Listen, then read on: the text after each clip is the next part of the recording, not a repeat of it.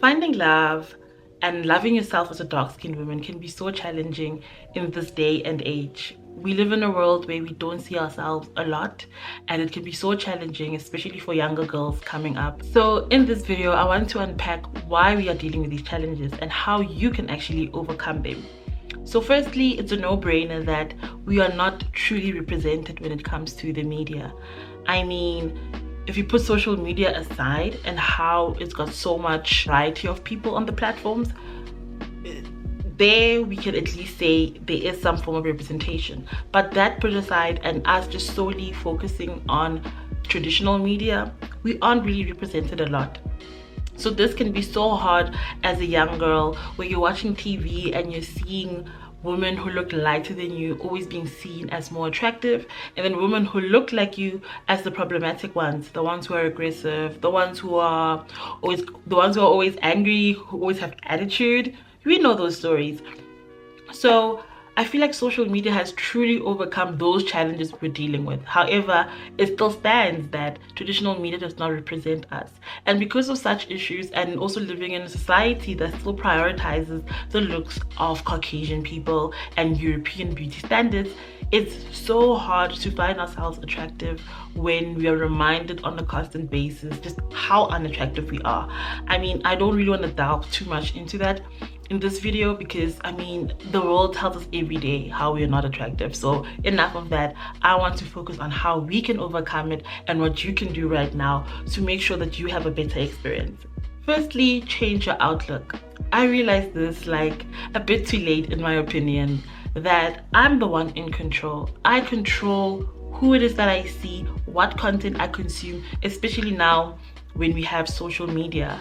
So if you're not following people that look like you, why do you think you're going to feel seen and beautiful when the people you're looking at, the people's content that you're consuming, do not represent you at all?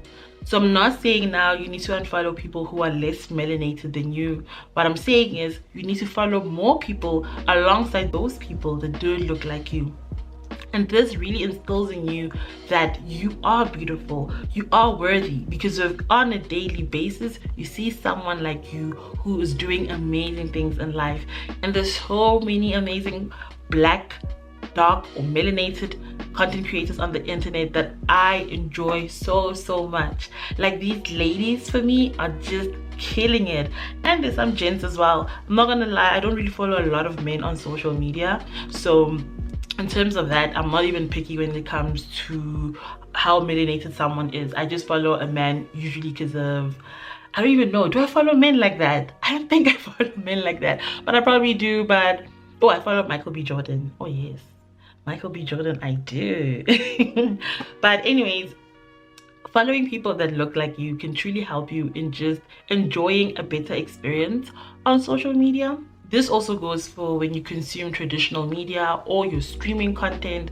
Be intentional about it. Make sure that the people that you're watching on your TV look like you, you know. Also make sure that it's content that is representative of your current situation or your life or your current outlook on life or what it is that you want to learn or know. And what I mean by this is that there's no point in watching content where dark skin or melanated people are perceived as unruly, problematic, angry, you know, the typical content that we've seen throughout the years when it comes to our representation. What I mean is watch content that really represents how you want to be seen in the world. How you experience the world sometimes can also be very helpful because it can also validate your experience in this world and help you realize that you're not the problem, but the world is the problem.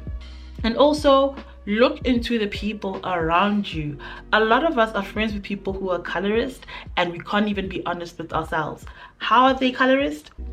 You have that one friend who will tell you, oh my gosh, your skin is so beautiful. And then as soon as that person catches the tan, oh my gosh, they're like, oh my gosh, what can I use? My skin is so dark. Isn't dark skin beautiful, supposedly? But now that you're darker, it's a problem. Those are the type of friends that I'm talking about. Of course, exposing to your sun and getting sunburn is bad, it's unhealthy, but as people of color, our skin tone fluctuates throughout the year. Some seasons were darker, some seasons were lighter. Be careful of people who are so hung up on that, who are constantly reminding you about your skin tone. Like, honestly, I am melanated, but I'm not just a melanated person. There's so much more to me. So ensure that the people around you are of the same mindset, who are just not too focused on, oh my gosh, being dark is bad, you know, I want to be as light as possible. I think you get what I'm trying to say. Like, suss out some of the friends that you have. And this also goes for family. There's some family members who are just so hung up on being dark or light. Like, if this person is a negative influence for you, it's totally okay just to limit your interactions or have an honest conversation with them. Because a lot of the people around us, we think they're colorist due to the things that they say, but they also suffer from the same problem that we suffer, where constantly people who do not look like us, or people who are less melanated than us, are perceived as beautiful. They are always the love interest. So the people around us can also fall victim to that mentality. So maybe having an honest conversation with someone can actually help them realize that, oh, I do have a few biases and maybe I can work on them. Another way to overcome this lack of confidence that you might have is look internally, look into yourself. Sometimes we're quick to point out the finger at the world, but we don't look at ourselves. Don't let the world and its outlook influence you and how you perceive the world. You might actually have these biases that you hate in other people. You might just go for people who are lighter than you because you don't want to have dark babies. That is a form of self-hate. You might just be dating people outside of your race because of you don't want to be with someone of your race because of you feel like your race has wronged you. And I'm not saying this stands for everyone who's dating interracially. There's nothing wrong with dating interracially. It is none of my business in any way who you date. What I'm saying is, don't date for the wrong reasons, because if you date for the wrong reasons, you will stay for those wrong reasons. Now that we've spoken about loving yourself and what you can do to overcome insecurities and finding your confidence, let's look into or unpack how we can find love as people, specifically women, because that is the only experience I can come from. How we can find love in a world where we are not seen as attractive. First of all, if this world, we are beautiful, we are stunning, and there will be people who will see this, there will be people who celebrate this, and the people that don't, you just limit your interactions with them or you cut them off, especially when it comes to relationships.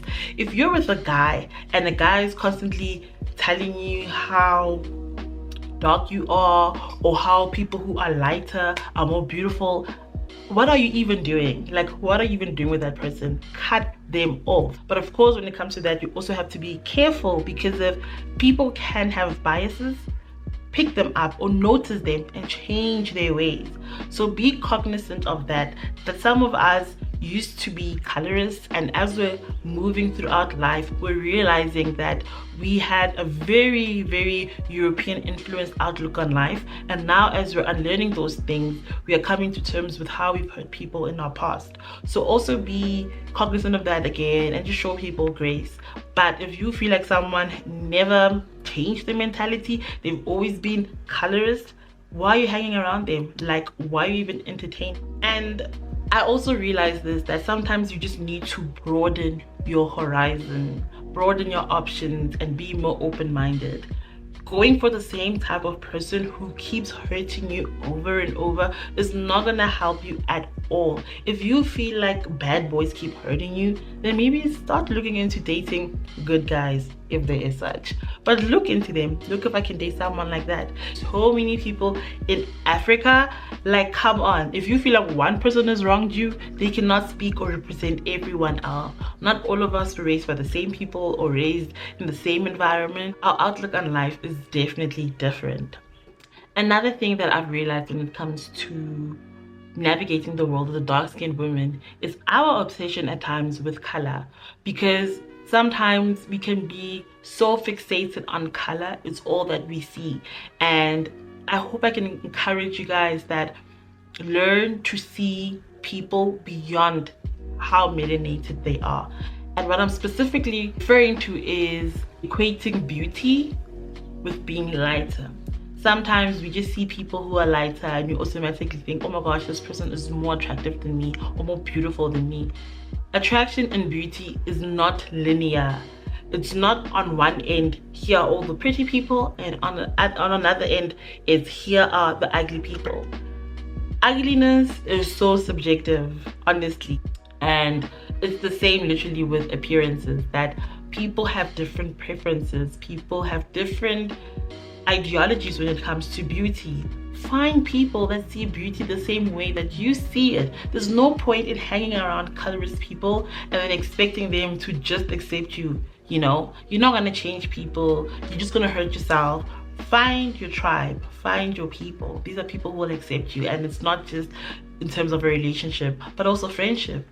Women or men that make you feel seen and noticed in this world. Make sure that your circle, the people around you, family and friends, don't uphold these biases, and also in turn making you also uphold and internalize these biases. Lastly, I want you to look at your skin and be so proud of it and love it so much for how dark it is, because it is a representation of your ancestors. It's literally the thing that you can look at and see them, because they have carried the skin and passed it down to you, and you now have the skin, and you're going to probably pass it down to your children if you decide to have children. And if you don't embrace it, how can you help your child embrace it? Your skin is beautiful. You're probably dark skinned because your mom or your dad is dark skinned. And if they aren't, you're probably dark skinned because a grandmother or grandfather somewhere was. You carry that. And for me, my mom is dark, so I'm dark like her. And every time I look at my skin, I'm just reminded of her love, her grace, her beauty. And to think and see that I now hold that just makes me so proud. And I feel like I'm carrying a part of her everywhere I go. Anytime I look at myself in the mirror, I'm like, my mom, beautiful, happy, love, like everything good just comes to my mind. So I hope you guys can remind yourself about this, that every time you look at yourself in the mirror, you know and remember that this is the skin of your ancestors. Your ancestors who are beautiful, who are smart, who have contributed so much to society, who have survived, persevered, over and over and over when the world was telling them that they are nothing. Love yourself. You're beautiful, you're worthy, you're enough. And as soon as you start moving accordingly in life, people follow suit. They follow suit. And if they don't, it's also a them problem. It's not a you problem. You're not here on this planet to make people more comfortable.